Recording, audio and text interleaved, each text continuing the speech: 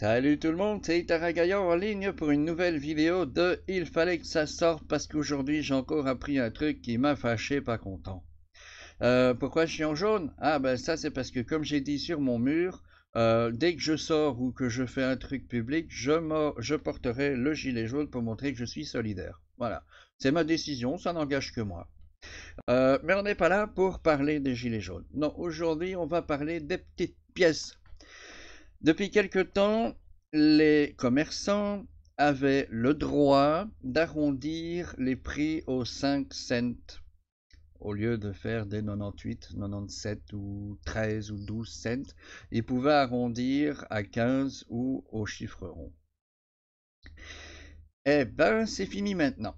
Maintenant, c'est une obligation. Ce n'est plus un droit, c'est une obligation.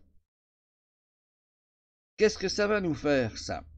Est-ce que ça va nous faire augmenter les prix? Alors, j'entends déjà ceux qui sont pas nantis, mais qui ont des sous à savoir qu'en foutre.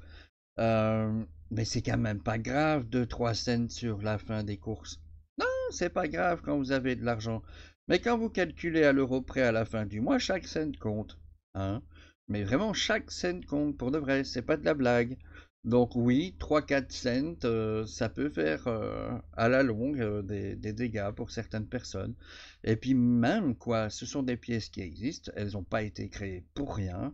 C'est pas pour encore une fois faire gonfler les prix au détriment des gens.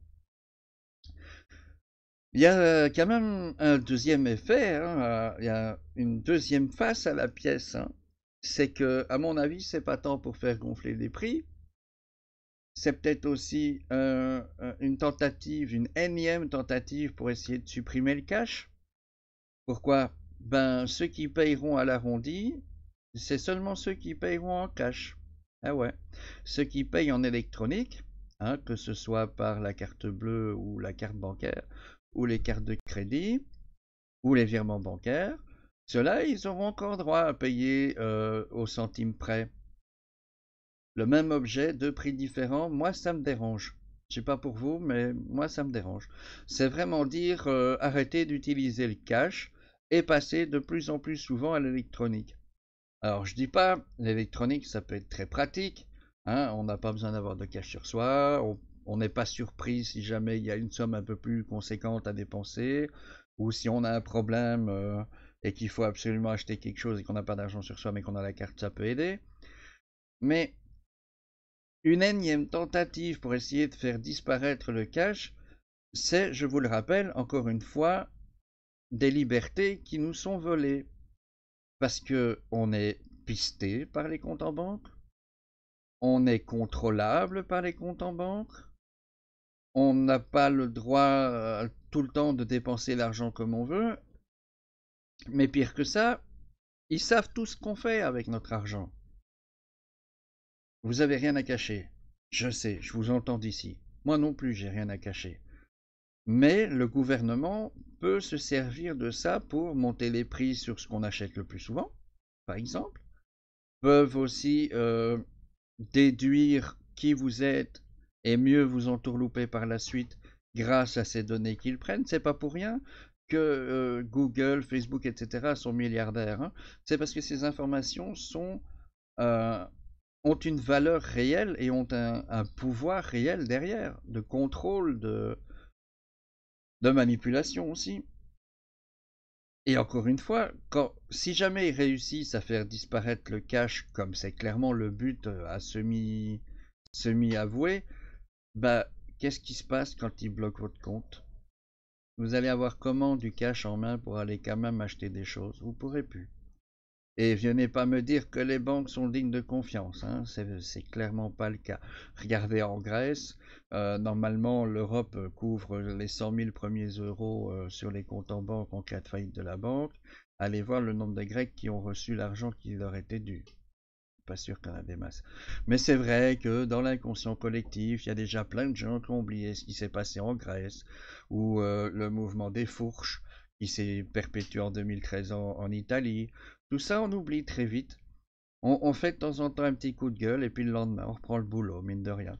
C'est pour ça aussi que je suis, parce que je reviens un peu sur les gilets jaunes, que je suis très solidaire avec eux parce que là, ça semble perdurer dans le temps. Et j'espère qu'ils continueront jusqu'à avoir été entendus. Voilà. Pour ce samedi, ce sera une courte vidéo, hein. Euh, en plus, je suis un peu enrhumé. Mais je voulais savoir au final ce que vous pensez de cette histoire de l'interdiction des petites pièces de 1 et 2 euros qui vont donc très probablement, très rapidement disparaître de la circulation. Soit dit en passant, gardez-les si vous êtes collectionneur ou numismate, parce que puisqu'elles vont disparaître, elles vont forcément prendre de la valeur pour les collectionneurs. Hein? Mais je voulais savoir, vous pensez quoi de ça?